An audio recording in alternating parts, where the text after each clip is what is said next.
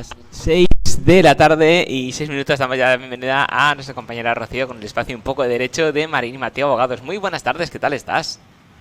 Hola José, ¿qué tal? Muy bien. Bueno, hoy tenemos un tema bastante interesante y que a lo mejor, sobre todo ahora que volvemos, bueno, estamos en verano, volveremos de las vacaciones, pisos de alquiler, pisos alquilados y de repente pueden haber sorpresas. Pues sí, hoy vamos a hablar de la posibilidad de que el arrendador recupere la vivienda que dejó en alquiler Ujú. por necesidad suya o de sus familiares antes de la finalización del plazo pactado en el contrato. Ajá, muy bien.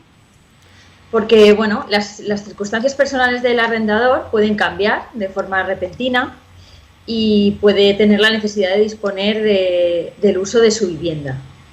Entonces, en estos casos, la ley prevé la posibilidad de denegar al inquilino la prórroga forzosa de este alquiler por causa de necesidad. Ujú. ¿Y qué es la prórroga forzosa? Pues la prórroga forzosa es un concepto que regula la ley, ya que la ley de arrendamientos urbanos, ya que la duración del contrato de alquiler de vivienda depende del libre pacto entre las partes. Pero la ley de arrendamientos urbanos establece un sistema de prórrogas anuales obligatorias solo para el arrendador, hasta alcanzar un mínimo. En este caso, la ley actual, en su artículo 9, establece que este plazo es de 5 años si el arrendador es una persona física o de 7 si es una persona jurídica. Y para los contratos celebrados antes del 6 de marzo de 2019, la duración mínima era de 3 años. En marzo de 2019 la ley cambió y estableció un régimen distinto. Ahora hablaremos de los dos regímenes. Entonces, la prórroga forzosa es la que se produce hasta alcanzar el plazo mínimo de duración del contrato, siempre y cuando el inquilino quiera. Entonces, en los contratos en los que se haya pactado un plazo inferior a 5 o 7 años, o en caso de 3, si fue anterior a marzo de 2019, llegada la fecha de cumplimiento del mismo, el contrato deberá renovarse obligatoriamente para el arrendador si el inquilino lo quiere. Por ejemplo, si se pactó un plazo de un año, el inquilino cada año tiene la posibilidad de ir renovándolo hasta que llegue a 5 años si el arrendador es una persona física o 7 si es una persona jurídica. Entonces, como hemos dicho antes, si las circunstancias personales del arrendador cambian de forma repentina y tiene la necesidad de disponer de su vivienda, él o algún familiar suyo, este supuesto está contemplado como una excepción a la prórroga del contrato basado en esta necesidad. Entonces, como hemos dicho, tenemos que distinguir en estos casos los contratos de arrendamiento de vivienda celebrados entre el 6 de junio de 2013 y 5 de marzo de 2019 y los contratos celebrados a partir del 6 de marzo de 2019, dado que el Real Decreto Ley de fecha 7/2019 introdujo una serie de modificaciones relativas a esta cuestión que le dan un régimen distinto. Entonces, los contratos que se celebraron entre el 6 de junio de 2013 y el 5 de marzo de 2019, en estos casos se establece la ley que una vez transcurrido el primer año de duración, si el arrendador comunica al arrendatario que tiene la necesidad de la vivienda para destinarla a vivienda permanente para sí mismo, para sus familiares de primer grado por consanguinidad o adopción, o para su cónyuge en los supuestos de sentencia firme de separación, divorcio o nulidad matrimonial, en ese caso el arrendatario está obligado a devolverle la vivienda, ¿vale? Esta comunicación se tiene que tener una serie de requisitos. Se tiene que hacer con una antelación mínima de 2 meses a la fecha en la que vaya a necesitar la vivienda, y, como he dicho, en ese plazo el arrendatario, si es así, Es decir, si realmente el arrendador necesita la vivienda para sí, tendrá que entregar en ese plazo la vivienda, salvo que las partes lleguen a un acuerdo distinto, que eso también lo prevé la ley. Entonces, requisitos.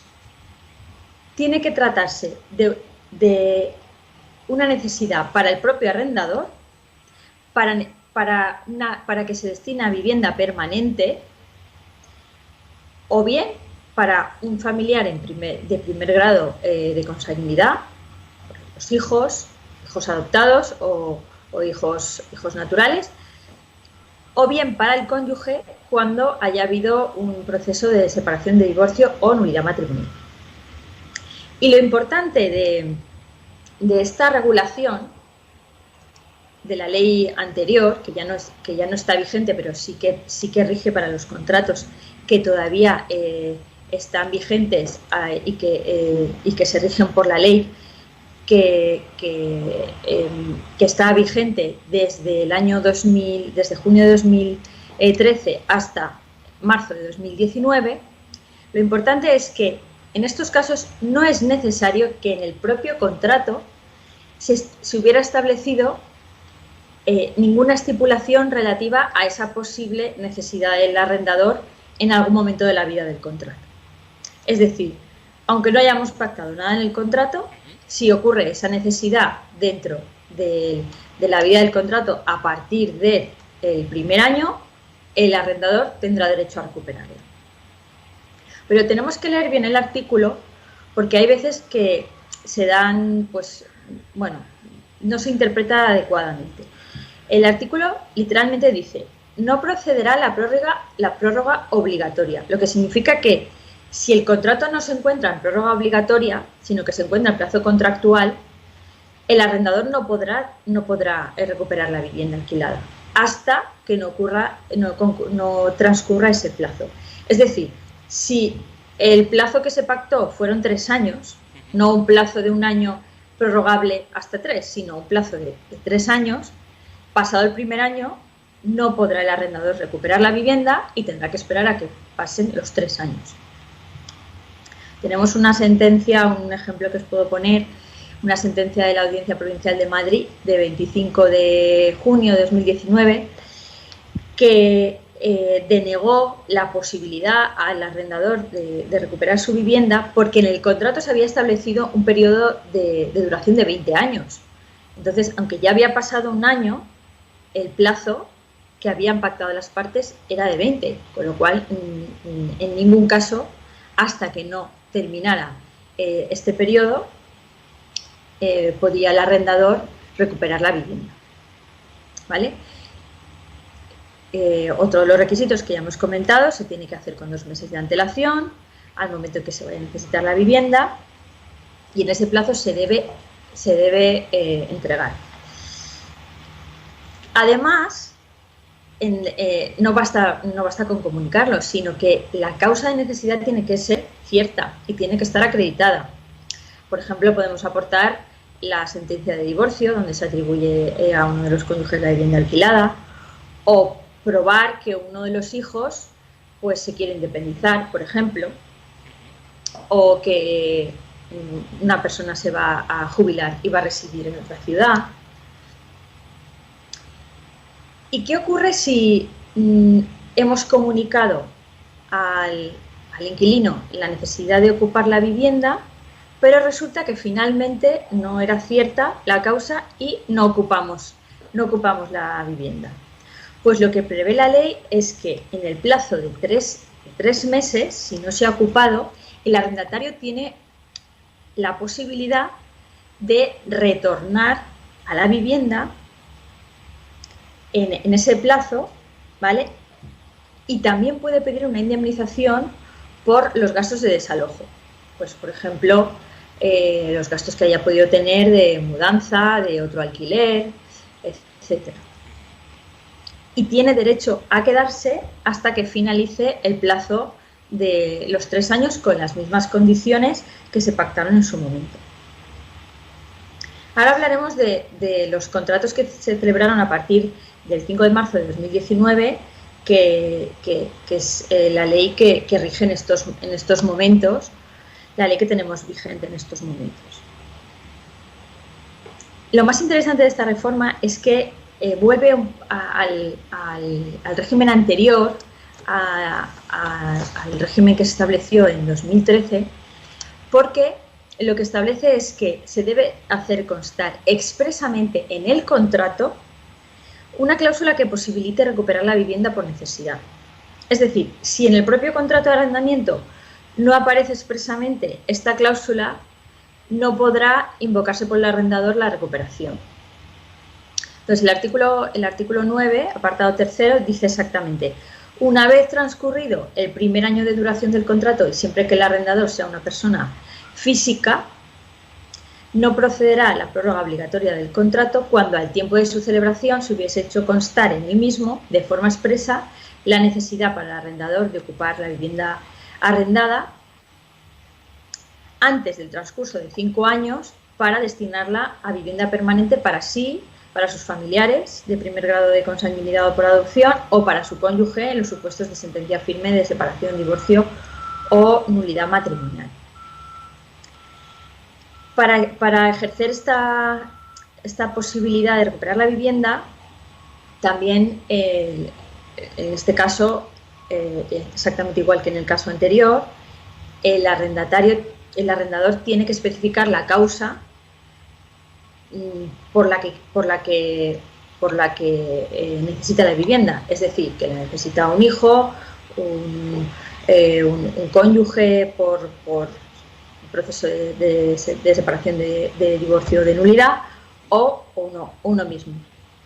No es necesario especificar la causa en concreto, es decir, si la necesito para mí mismo, pues no es necesario que yo especifique esa causa, pero sí que es conveniente, porque realmente hay que acreditar la existencia. Es decir, ahora, por ejemplo, se están dando muchos casos de gente que quiere retornar a sus segundas residencias que tienen arrendadas. Entonces, pues bueno, de cara a un posible futuro confinamiento, quieren vivir en su chalet.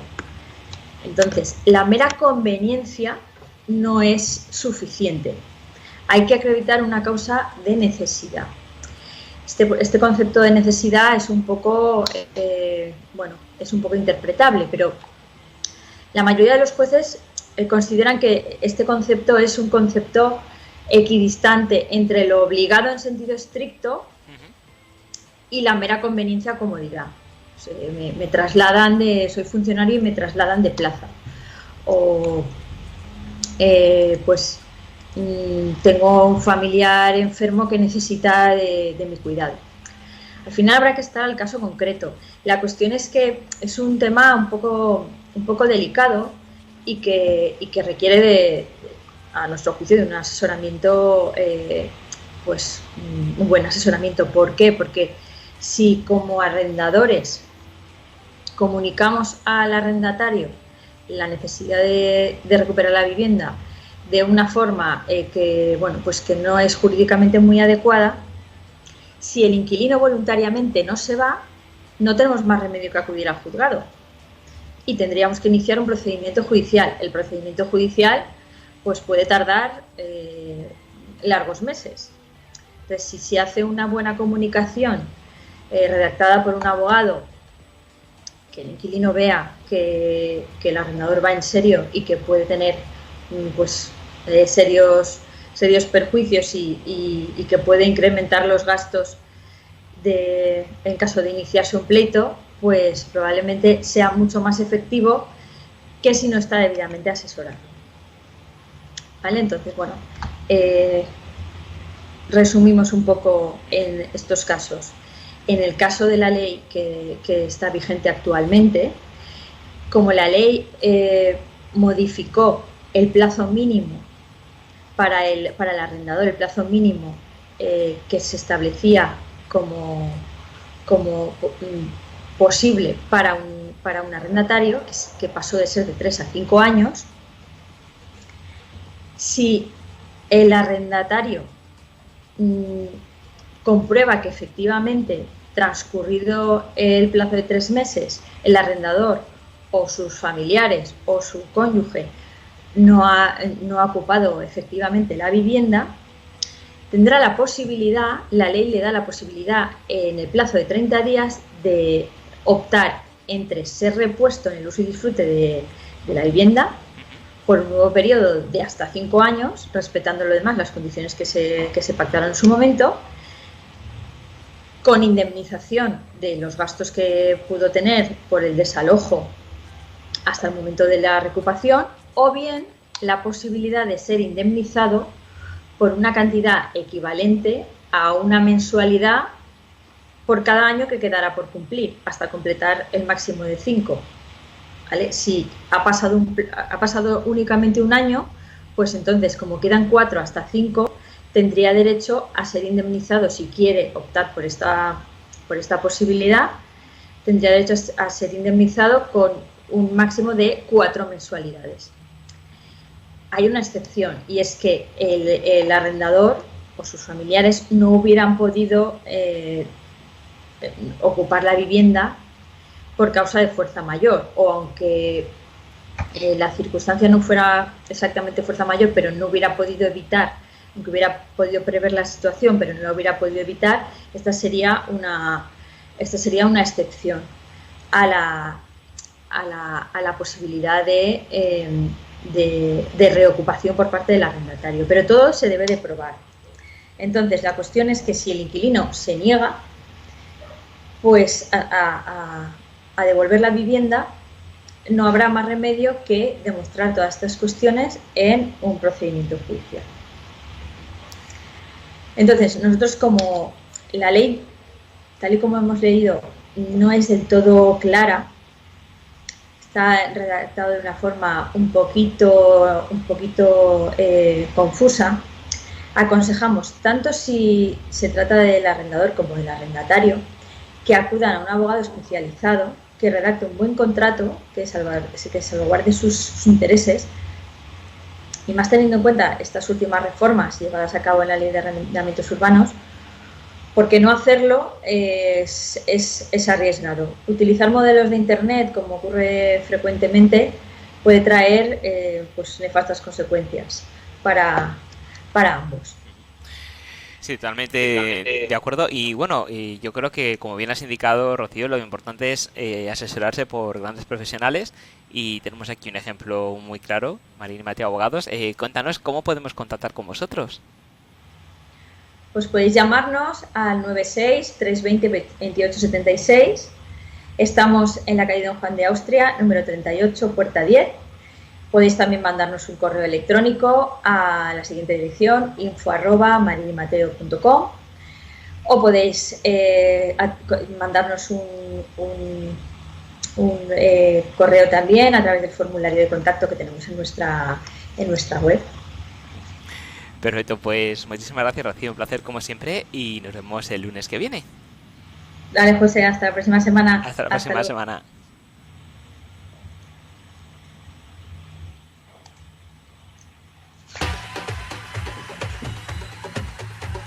Suscríbete a nuestro canal de YouTube.